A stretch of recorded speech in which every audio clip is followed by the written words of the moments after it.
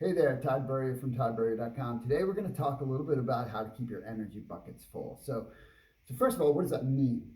If you think about it, the higher your energy is, whether it's physical or emotional energy, but really emotional energy, which is an outcropping of physical, the higher it is, the better you feel. And the better you feel, the better you do. And if you really just think about it in simple terms, and the state of the world over the last couple of years is a really great mirror for this. When your emotional energy is low, when you're worried or stressed or concerned or run down, or, the list can go on, you don't look too optimistically at things, right? You don't have a very good attitude about it. We don't approach things with vigor. We tend to see things more for what might be wrong than what might be right. We tend to see the glass half full. We tend to not see opportunities, but more like see problems, right? That's just normal. That's a human experience. We all go through that. And so I want to talk about how it sort of can flow and how you can be purposeful for keeping the bucket full, the bucket of your energy full. So it's always going to relate to two parts, your physical energy and your emotional energy. The physical has to be there, right? It's very difficult to have high emotional energy very long if you're not doing well physically. It's common sense, but I have to say it. And so we're going to focus more on the emotional piece, because the emotional piece, that's what you're pouring out constantly, right? That's what you want to try to sustain at as high a level as possible. And that's what's involved in all your relationships, right? And your relationships, it's really all what it's all about, right? Everything comes down to people and relationships, and that's one of the reasons why the last couple of years has been so difficult for people, because we haven't been able to be as connected with other people. And I don't care who you are, I don't care how much of an introvert you are, speaking as an introvert, we're not meant to be alone. We're not. We are social creatures. Even the least social of us are social creatures. And so it's been especially difficult for people. And this is something that matters whether you're semi-isolated or not, because regardless of how you're nurturing or being involved in relationships, you have to be able to bring some energy to it, right? As you've seen me maybe before, of course, talk about the three-circle flow, right? So this is going to be an outcropping of that. This being the health, this being your love relationships. That's a bad heart I just drew. And then this being your career or your other pursuit, depending on your stage of life. It could be your purpose. It could be a cause that you're championing. Or it depends on what you're doing. But the point is, right, that from a priority perspective, if this comes before these two, then over time, you're going to pay a huge, huge price. And you're never going to be remotely as productive as you could be. And you're not going to have the kind of energy that you could have. So when you get this in the right order, that's when you have a chance to really flourish, because when you take care of yourself physically and then you invest in your relationships, that's when you're at your best. And then that's what shows up in whatever your pursuit is, your career, your work, your job, your cause, whatever, and you're showing up the best way possible. So here's how these energy buckets relate. Now, this is something that was shared with me by a man named Glenn Crocker, really, really awesome young man, very impactful young man, someone who was a part of some of the courses I was teaching. And then this is how he was passing some of this on.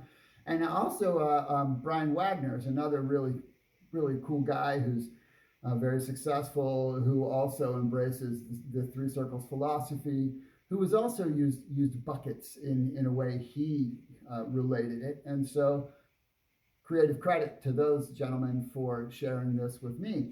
So it really relates to here. So again, you got to take care of yourself physically, right? First, you have to. And you also have to take care of yourself mentally, right? So this circle isn't just the physical part, it's also taking care of yourself mentally, meaning spiritually, emotionally, developmentally, right? Meaning taking care of working on your attitude and working on your skills, right? So you know how to show up the best way possible so that you can be the best in the relationships that you are fostering, mentoring, nurturing, etc.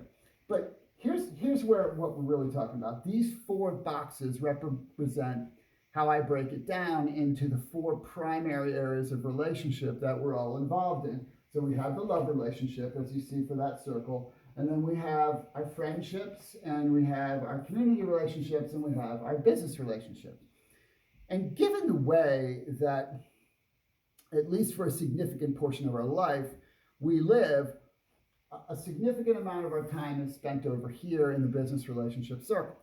As a matter of fact, for many people, that's where they show up the best, or I should say that's where they try to show up the best. And so they put their energy into showing up as well as they can here, and then whatever's left over goes into the community or into the friendships, and then ultimately into their relationship. Okay, so if you think about that, if that is the order in which your energy is going out, these aren't really feeding you. These are taking energy from you. All right, so essentially your energy is spilling out as you go, and so you might be here on the energy curve, and then it's here, and then it's here, and then, oh well, we get home and we might not have a whole lot left in the tank, especially if we haven't been doing the health circle piece. But when you flip it, now understand, we can't readily flip it from a time perspective, because your career is going to require 40 hours a week plus commute, depending on your circumstances, or maybe 50 or 60 or whatever. That time is chunked, right? And we go there and we do the thing, whether we're doing it from home or whether we're doing it in a location. And so from a time perspective, this is going to take a lot of our time, which means that as it comes back to here and this love circle, because let's be real, when this is good, you're good. You have all kinds of emotional energy. You see the world in an incredible way when things are going well with this group of people in your life.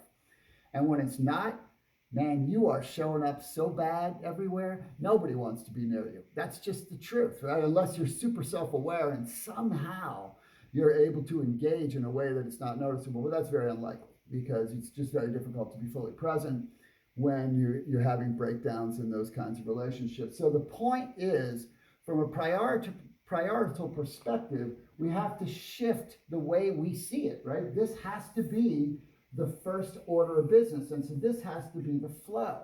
The flow has to go this way, where we are overflowing this bucket. When we overflow this bucket, right, then we have the energy to literally spill more into. We're not spilling out, we're just overflowing into this bucket, and we're showing up in our careers in a way that most people don't. And that is, I mean, that's one of the linchpins of the whole three circles philosophy from a career perspective.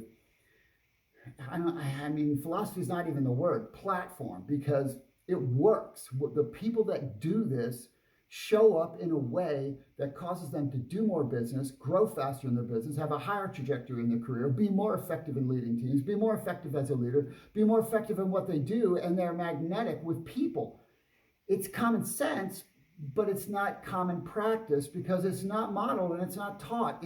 And we've seen over the last couple of years the price of that, right? We've seen all kinds of things happen because people weren't highly connected in this circle when there's nothing more important. And so the point of this is the energy flow when you're just consistent here. Again, it's already recognized, acknowledged, and accepted that we're going to put more time actively over here in general, right?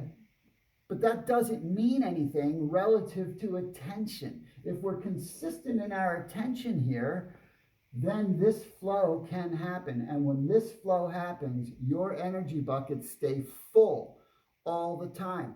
And high emotional energy is a key factor in significant success in anything you want to do. Whatever it is, doesn't matter if it's a career thing or it's a personal thing, it will make a major difference. So I hope that this little picture helps you see it a little bit. I encourage you to read the three circles if you have not. If you need some coaching, feel free to reach out to me and we can talk about that. But if you do nothing else, just try to recognize that you have to take care of yourself and then prioritize this relationship or this set of relationships.